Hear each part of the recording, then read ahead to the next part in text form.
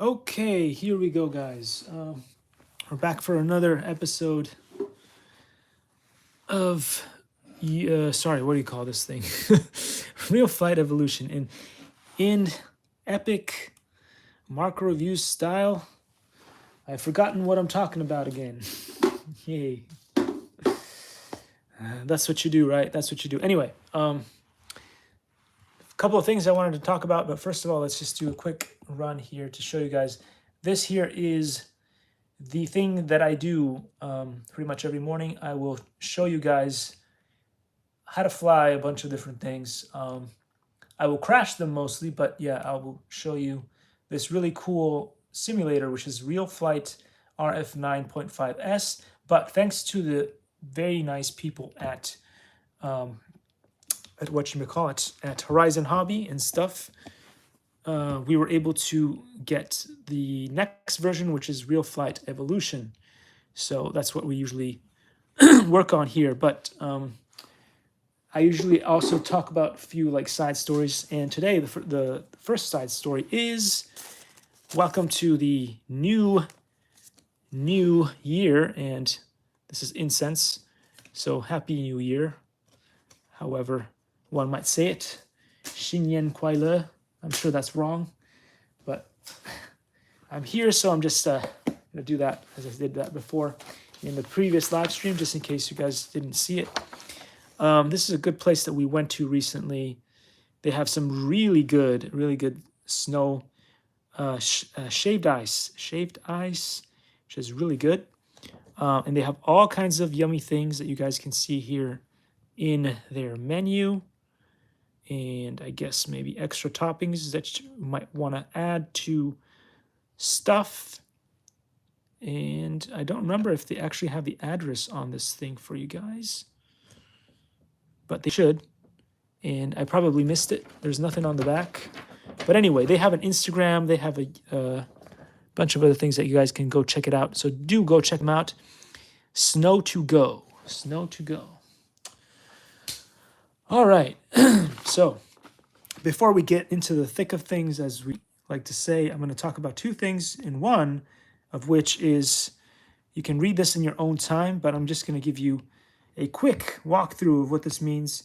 It is that places such as ArtStation and a bunch of other websites that I used to use back in the day when I was slim, had a body like a Cadillac, and I was basically young, skinny, and looking for work.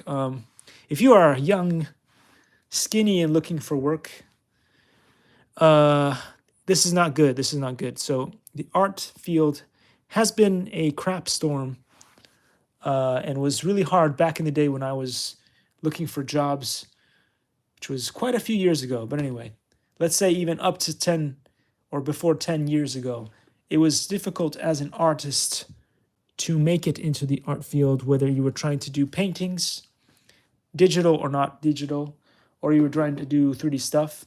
Because today is going to be even harder than it was before, because now the AI, as you can see here in that thing that I'm showing you right here, artificial intelligence programs have become so good that now people are using things such as Facebook and Instagram and all those things, and Pinterest, to train their AI systems. So if you put your exclusive and brand new and out of the box stuff out there on those social media platforms, which you kind of have to, because otherwise it's hard to get the clout that you want. But at the same time, people are using your stuff and training their AI. So now their AI can make perfect copies of the style of artwork that you do in no time at all. In fact, nowadays, a lot of the caricatures that you might do of people and stuff like that is so good when the AI does it that you can't really tell.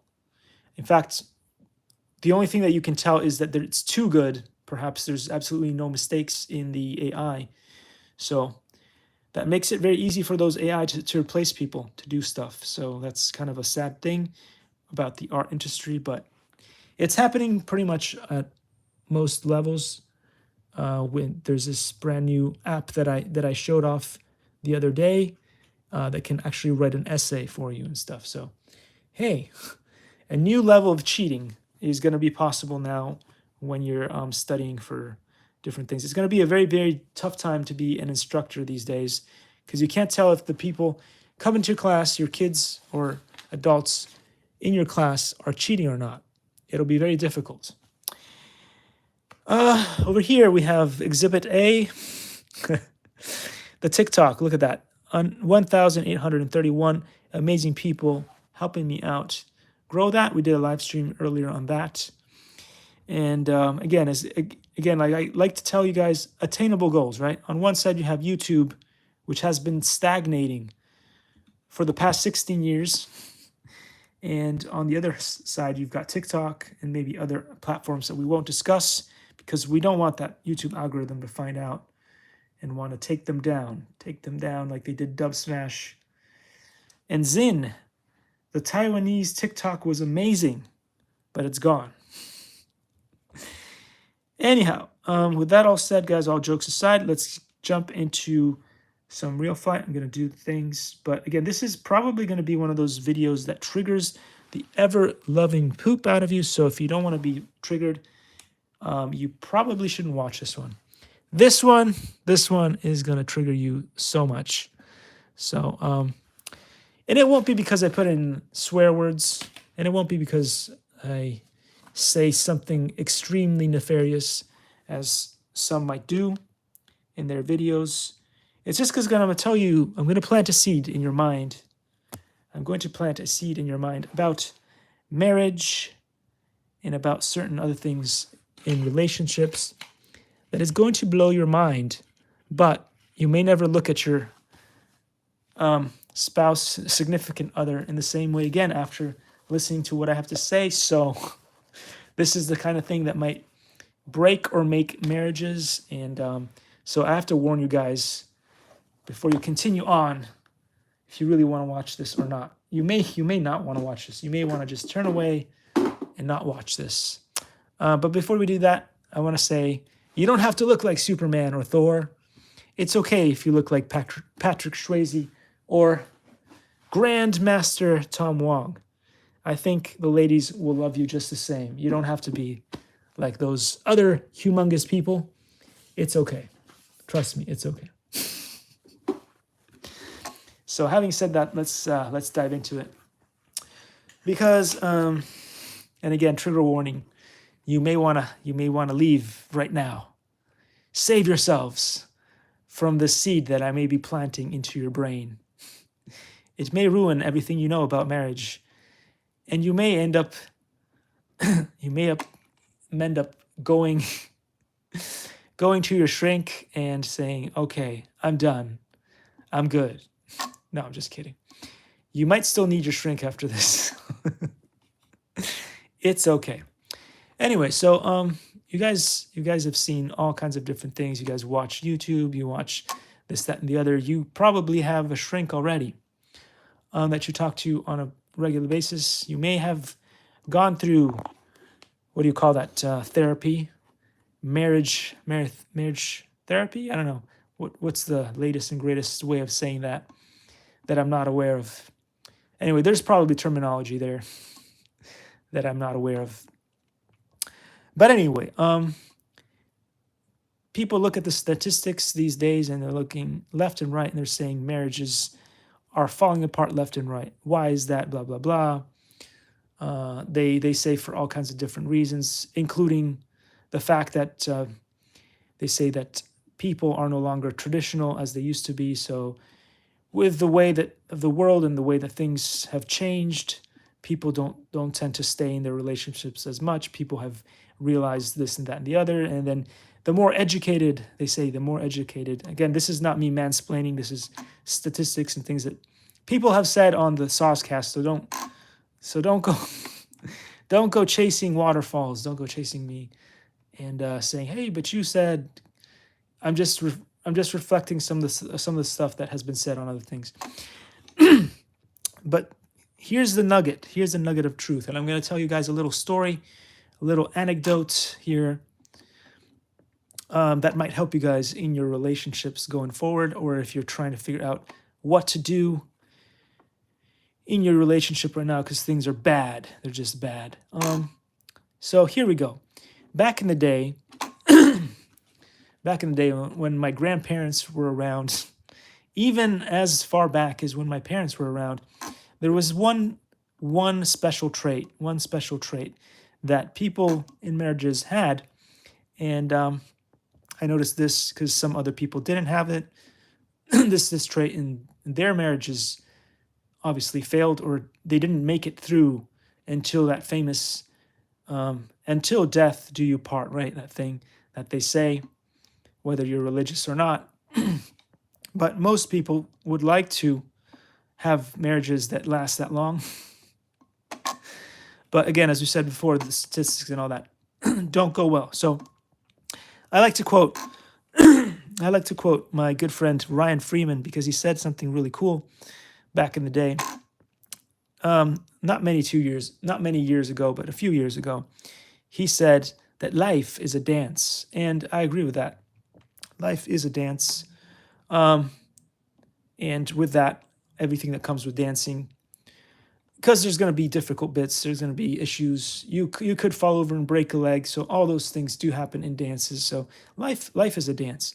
But what I'm going to say, because this is true about marriage more than it is about life. Life is a dance.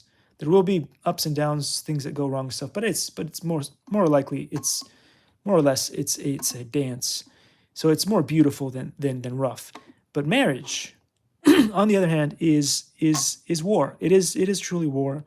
And so if you're not ready for war, then you're not gonna be able to do well. And things could go well, and things could not go well. Things will happen, but mostly the marriages that make it through to the end are the ones that have this trait that I'm going to explain to you right now. So how I'm going to explain it to you, I'm going to tell you guys a little story. So in most army units, you're going to have a bunch of people, and people in charge of putting those units together are going to figure out who is the leader, who is basically the alpha person in charge, and what kind of characteristics they have to have.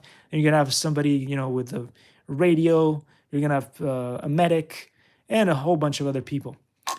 But when you're in the middle of your battlefield and stuff like that, what's going to happen is at some point, your leader is going to have a hiccup. Your leader might sprain their ankle or fall over or get shot or something. And so what you need is one of those people in the unit to have this trait. And if they have this trait, then your unit is most likely going to survive the war. And if they don't have this unit, just like in marriage, no matter what other traits they have, if they don't have this one trait, the marriage is going to fail. The unit is not going to make it safely back. Most likely, the people in the unit are going to scatter. They're not going to know what to do. They're either going to end up all dead, or all kinds of bad things are going to happen. So the special trait that I'm talking about is the one person in the team. That could be any of those people in the team. Could be the radio guy. Could be the guy who's in charge of the medic. They need to be able to step up. They need to be able to step up and provide support to that leader and make sure that they can continue to do their job. Or they have to be able to take over the leadership role of that alpha in position or leader in position and stick it out until that leader recovers. If not, then all hell breaks loose, and whether it's a marriage analogy or it is a armed forces analogy, without that one person that comes in to step up, the unit is done for. It is just done for, guys. So what we're noticing as things get less conservative over the years, as things change and progress into the modern era, we're noticing that less and less people in a marriage have this trait that is so important in the military also. Because what most people are going to do, this is the other trait that most people have, and this is the most damaging trait that you will have, is when your man is down, when your leader is down, you have the vultures that show up. And yes, they will take over the role of the leader. They might even be good enough to take over the leader and bring the unit back home. But most likely, there's going to be a lot more interference in those situations because the current leader is going to continue to try to lead. And because somebody is breaking ranks and taking over the leadership position and doing it nefariously, there's going to be issues within the ranks as well. Because, and again, this is why marriage is like the army. It is like war. And it's because if you have a marriage, you also have children. And that means that your unit is going to be down for a little bit. And if the alpha is down and the beta or whoever takes over the position of the alpha temporarily does not have that trait, what's going to happen is also the children won't know what to do. They won't understand who to follow anymore. The whole system that was in place before is going to be complicated and dramatically change. So yeah, what I'm trying to say here is this is a trait that has made marriage after marriage after marriage in the past succeed. And in the past, because the only people who could work by law or whatever were the men, it was up to the woman. It was up to the woman back in those days to have this trait and make the marriage work. Keep that alpha strong, right? Keep that alpha strong so that they continue to do their thing. If they're struggling with drugs or whatever, alcohol, if they're going through a bad thing, if they injured themselves, whatever it is, you know, there was a famous song, "Stand by Your Man." Anyway, that was what it is. But nowadays, with things being the way that they are, there sometimes ends up being a role reversal. So whether you're male, female, or non-binary, anything in between, right? If there isn't at least one person in the relationship capable of doing this, and sometimes you'll have situations where the alpha is no longer able to work for whatever reason. So the other person has to have that trait and just step up and take over that position all the way. But in most cases, usually the man has a moment of, you know, where we go off the rails. They just fall off the wagon or whatever it is that happens in their life. And whether it's drugs or they get injured or whatever it is, they can't work for a little while. And that important part, trait needs to be there. Whether you are a man helping your alpha woman do whatever she's doing, or if you're your man is a alpha male and you're a woman taking care of them in the relationship, you've got to have that. You've got to have that strength. That at that point, there is a point where that alpha male is going to be down, whether the economy just changed or their skill that they used to work no longer is in demand or whatever it is, and they have to go back to square one to to make it back. Without that trait, the marriage will fail. And so, now that I've planted this seed and you guys know about this, just think about that. Think about that, because it's all well and good to go through the whatever step things, blah, blah, blah. Oh, have game, whatever, right from the thing, have game, or know how to vet the man or woman or non-binary, whatever that's going to be with you for the rest of your life. But if they don't have this one trait, your marriage is going to be short-lived, because at the first sign of difficulty, at the first sign of hardships, that's when the marriage ends. And you'll notice this over and over and over. more and more marriages fail, and it's because of that kind of thing. So, having said all that, guys, I hope this helps you in your future endeavors. So, I'm going to come and do a conclusion here of the thing. We're getting ready here to land this Trojan airplane. Let's go for a nice, smooth landing. There we go. A nice, smooth landing. And with that, let's see if we can get it close to the camera so you guys can take a look at it. Again, I'm going to wish you guys Happy New Chinese Year. And I'll see you all very soon in the next one. Take care.